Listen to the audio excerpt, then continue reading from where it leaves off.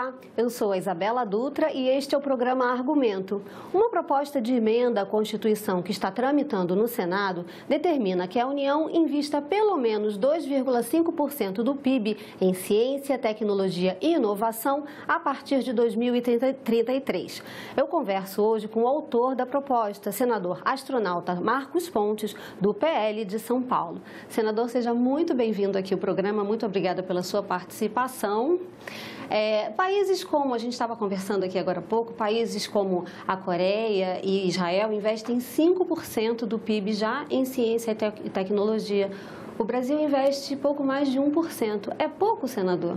Muito pouco, muito pouco. É bom, nós temos a seguinte noção. Primeiro, o investimento em ciência e tecnologia, ou em pesquisa e desenvolvimento, ele é útil para todas as áreas de atividade do país. Você fala em saúde, você precisa de tecnologia, você fala em comunicação, você precisa de tecnologia, agricultura, todas as áreas precisam de ciência e tecnologia, precisam de pesquisa e desenvolvimento.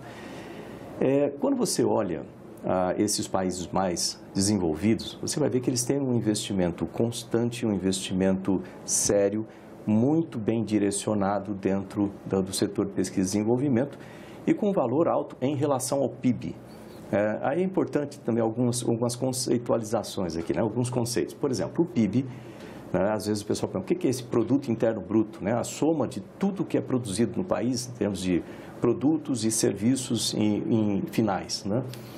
E isso aí é um valor que todos os países utilizam, então é bom para comparar entre um país e outro.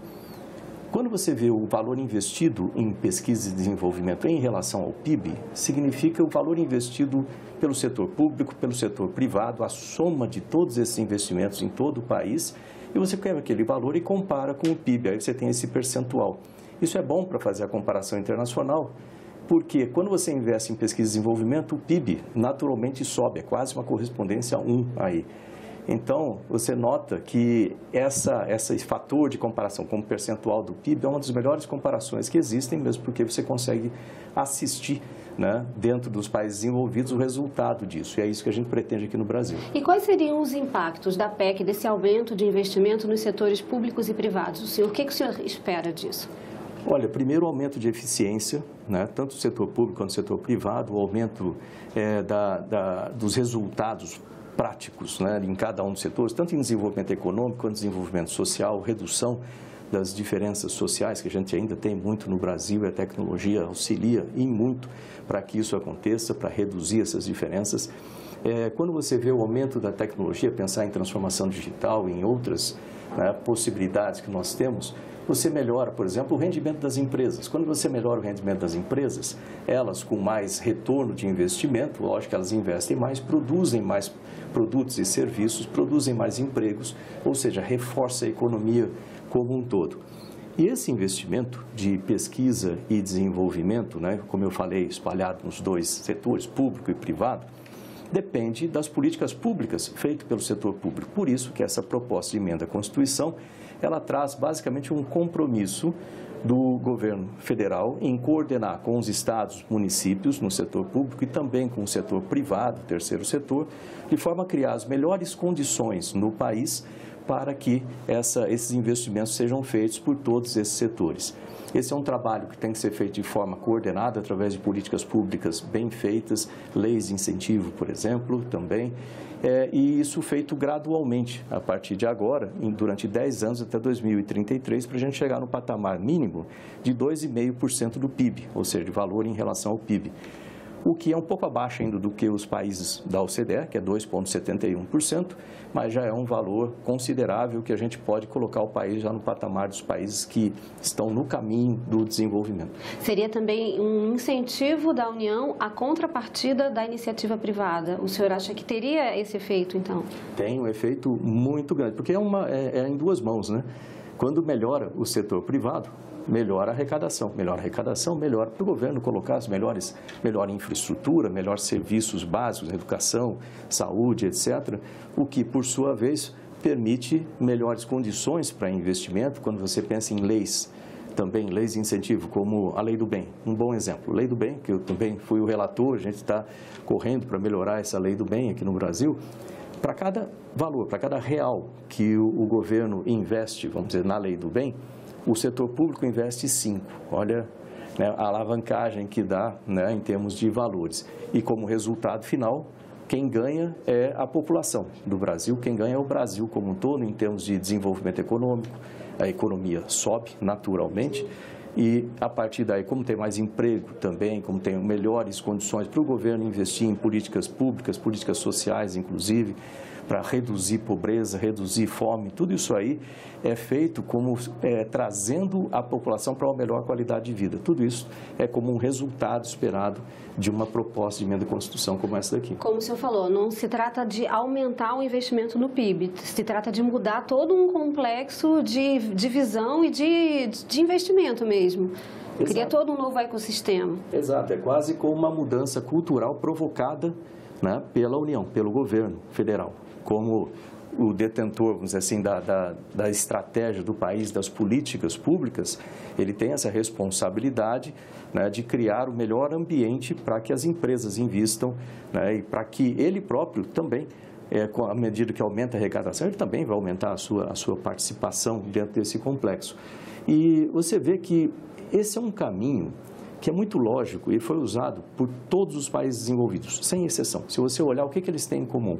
É um investimento razoável, um investimento feito com eficiência e de forma constante, né, com constância, dentro do setor de pesquisa e desenvolvimento. Todos eles. A receita é relativamente simples e isso aqui é o começo dessa receita. Primeiro, você melhora o investimento em pesquisa e desenvolvimento, setor público e privado, né? Isso envolve ciência, tecnologia, inovação e infraestrutura para isso tudo mais, formação de pessoal, etc. Aí você melhora a educação do sentido profissional e tecnológica, porque a gente precisa, que é a base, você vai precisar de profissionais para isso aqui. Então, agora você tem investimento, você tem profissionais. Terceiro, você melhora o ambiente de negócios. Como você melhora o ambiente de negócio?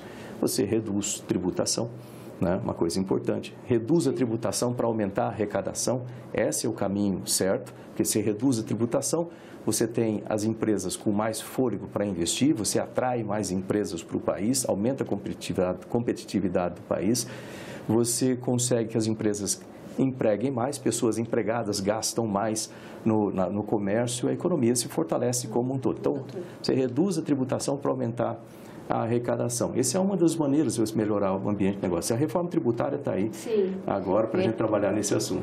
Já vai começar a fazer essa mudança, né? Pelo menos é o que está previsto. Sem dúvida, sem dúvida. E que setores hoje no Brasil o senhor acha que necessitam de mais investimento na área de ciência e tecnologia?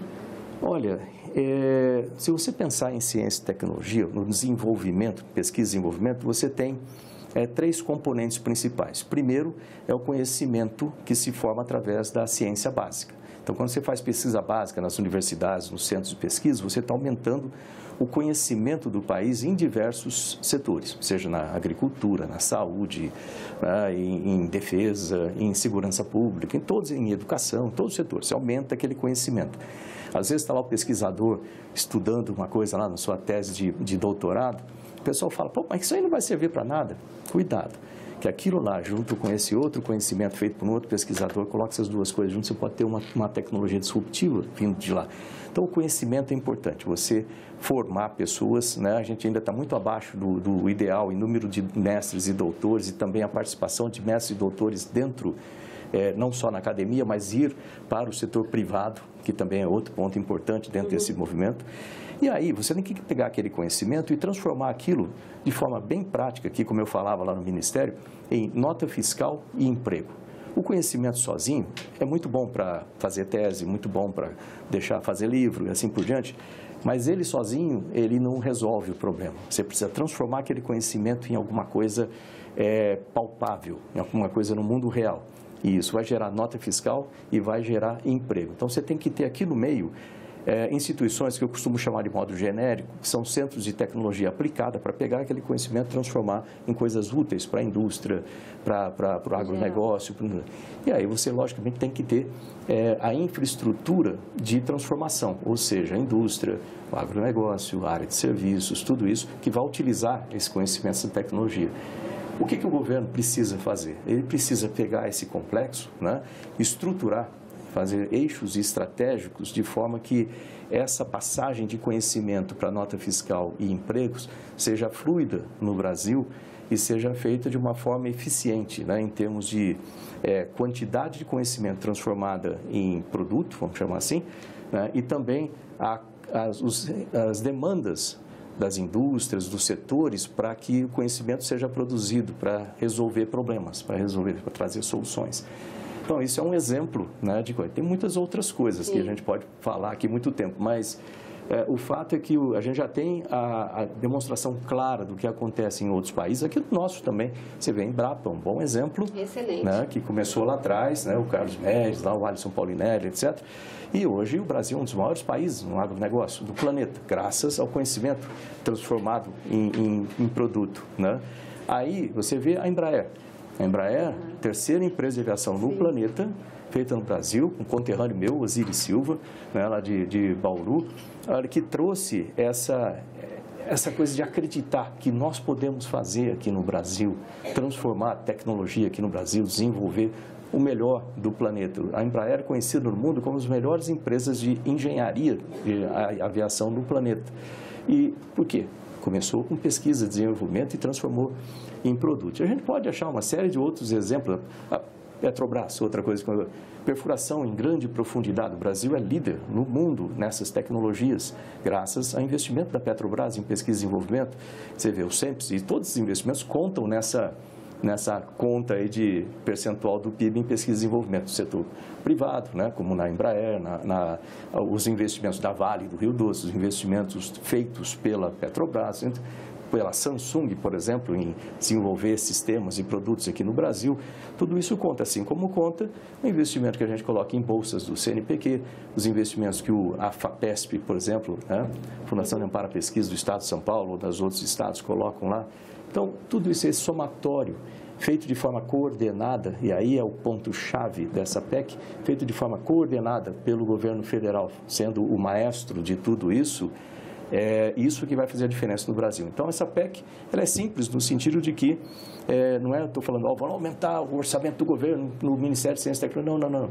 É aumentar a coordenação do governo para que ele faça de forma lógica, eficiente, a coordenação, seja o maestro de tudo isso aqui no Brasil para que aumente o investimento público e privado em pesquisa e desenvolvimento até esse patamar, né, no mínimo de 2,5% em relação ao valor do PIB do país. E a gente vai se colocar como os países mais desenvolvidos do planeta. Perfeito, senador. Infelizmente, nosso tempo está acabando. Muito obrigada pela sua presença, pelos seus esclarecimentos aqui no programa Argumento. Até o próximo, né? Obrigada a você também que nos assistiu. Se quiser rever esse programa, é só entrar no nosso site, senado.leg.br/TV ou no nosso canal no YouTube. Muito obrigada e até o próximo Argumento.